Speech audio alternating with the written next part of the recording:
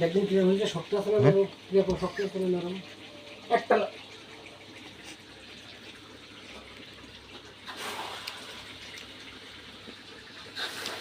বলছি ভাই, এতদিন আপনারা গরুর গোস্ত রান্না দেখেছেন, আজকে দেখবেন রাজহাঁস রান্না।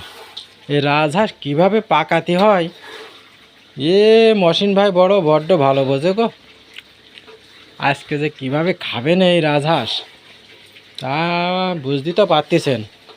আর রান্নার স্টাইল দেখেন, রান্নার স্টাইল, ওরে কালার কি চুই ঝাল দিয়ে পাকিয়েছে গো। আজকে তাহলে নারকেল আছে, চুই ঝালগুলো চুষে চুষে খাবো গো। ভুনা নারকেল আছে সাথে। ও সাথে তো আবার ঝুনো নারকেলও আছে গো। এই যে নারকেল, এই দেখা যাচ্ছে, এই যে নারকেল, এই যে নারকেল। আর ওই এক পিস, ওটা তো আমি এখন খেয়ে দেখবো। দেখুন